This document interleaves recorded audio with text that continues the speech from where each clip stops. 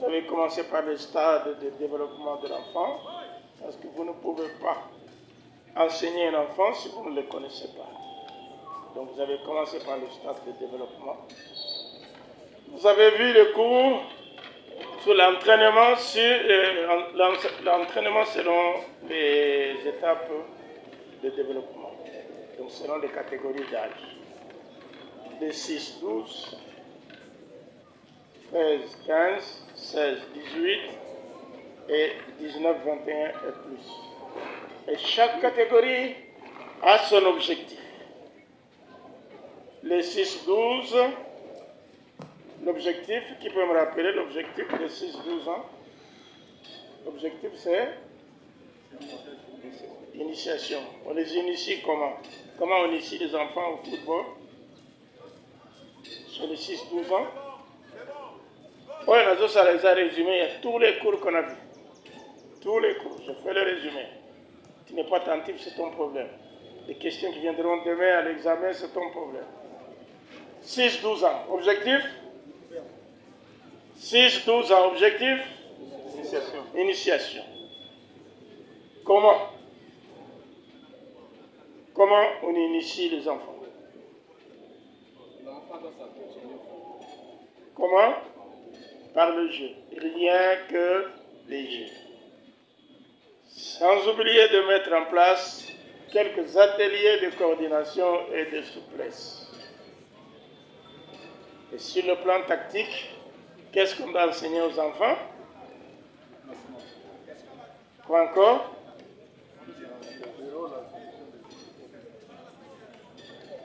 Quoi? Jouer avec les coéquipiers. Quoi encore?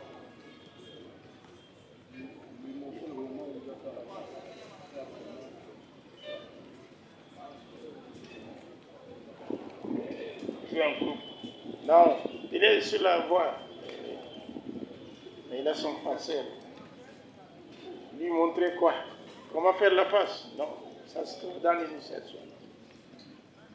Qu'est-ce qu'on lui montre? On est sur le plan tactique. Le placement, bien sûr. Interagir, ça, jouer avec les copains. Oui. C'est familiarisé? Vous ne lisez pas. Faire le choix. À qui je donne, pourquoi je donne, comment je donne, quand est-ce que je donne. Voilà, c'est ce à quoi vous êtes habitués. C'est ça. Même à l'entraînement, on a toujours des téléphones. Même à l'entraînement. L'entraîneur tombe.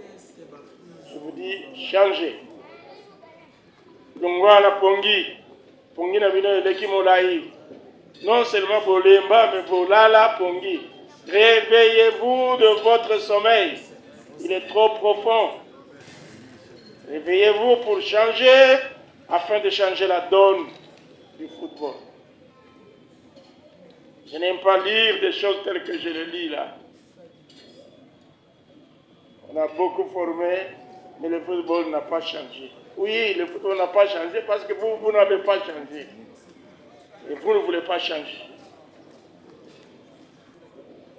Donc on a vu les différentes catégories d'âge et leurs objectifs.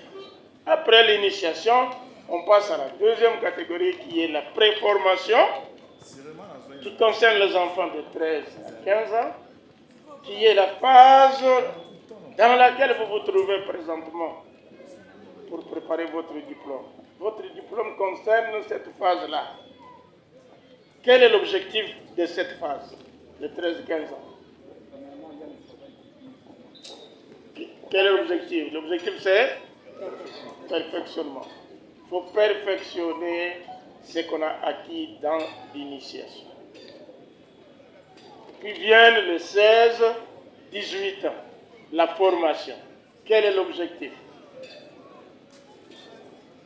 L'objectif de la formation. Automatisation. Automatiser les gestes qu'on a perfectionnés, maintenant on les automatise. Ça devient automatique. Vous me regardez, je ne suis pas un livre. Je lis tous les jours. Je lis tous les jours. J'apprends. Ça ne vient pas de soi-même. Parce que j'ai étudié. Si vous n'étudiez pas, vous êtes nul. Moi, je peux dire demain, il n'y a pas d'évaluation écrite. Je dis à Camille, donne-leur le diplôme. Mais vous êtes nul sur le terrain. Nul. Parce que vous êtes venu pour le diplôme. Vous n'êtes pas venu pour apprendre. Bien, après les 16-18 ans, on est chez les 19-21 ans, donc on est déjà dans la catégorie des seniors. Quel est l'objectif? La compétition. Continuer à former. Continuer à automatiser. Beaucoup de travail au poste. Beaucoup d'individualisation d'entraînement pour éliminer les erreurs inhérentes qui existent encore chez les joueurs. Parce qu'il y a des joueurs qui ont encore des problèmes, soit sur le plan physique, soit sur le plan technique, etc. Kolongola, déchets wana mike ils n'ont pas jouer. Pour préparer la compétition. C'est ça, le poste de formation. Bonjour. Bonjour. Oui, nous sommes encore ici. Ça, c'est la pratique pour licence C fédérale. Sinon, quels sont vos avis par rapport à la prestation des entraîneurs qui sont en train de suivre cette formation? Ce qui est vrai, c'est qu'il y a un engouement tel que l'entraîneur a besoin de connaître. Hein, il a besoin de connaître. Et que l'entraîneur s'applique, et l'entraîneur a compris que sa vraie place, c'est sur le terrain. C'est sur le terrain et non dans le bureau. Et que le terrain, pour lui, ça doit être un lieu de prédilection, un lieu où il doit faire tous les apprentissages nécessaires afin d'atteindre les objectifs qu'il s'est assigné lui-même pour le travail du jour. Ok, merci. Sinon, sur le plan d'adaptation des nouveaux systèmes dans le football, parce qu'en vous suivant, en train de parler avec le coach, vous avez signalé que le football a changé. Alors, est-ce que vous pouvez nous donner des ajouts ou l'information actualisée qui concerne effectivement l'adaptation des entraîneurs dans le nouveau système de football? Ok. Donc vous savez qu'on est parti de très loin, par exemple du point de vue des entraînements. Et les méthodes qui étaient utilisées dans les anciens temps, tout dépendait du ressenti de l'entraîneur lui-même. Donc ce que l'entraîneur pense, c'est ce qu'il faisait.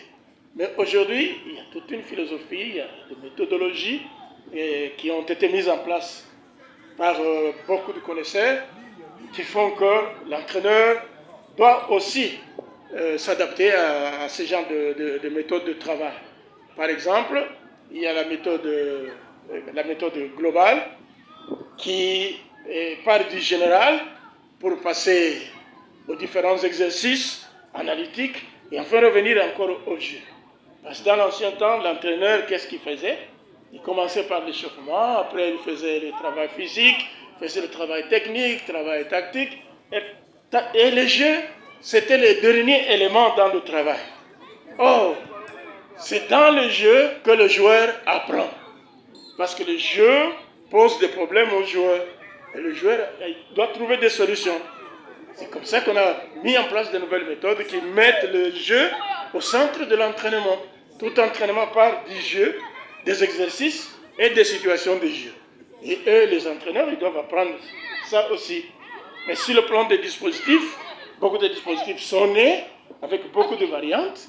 Et aussi, ils doivent s'adapter sur les systèmes de jeu, la manière de jouer. Aujourd'hui, c'est la zone. Tout le monde travaille sur la zone. Et beaucoup plus d'entraîneurs congolais travaillent dans l'individuel jusqu'à aujourd'hui. Et quand vous regardez certaines équipes, ils jouent encore avec des libéraux. Oh, ça n'existe plus en football. Sinon, vous avez un libéraux avancé et derrière des joueurs alignés. Voilà. Et tout ça, c'est des choses qui sont nouvelles et qu'il faudrait donner à nos entraîneurs. Et même sur le plan de l'attitude sur le terrain, sur le plan du commandement, l'entraîneur doit savoir, si je donne la technique, Quel doit être mon comportement en tant qu'individu? Mon style de coaching doit être quoi? Quelle pédagogie je vais utiliser dans l'entraînement technique?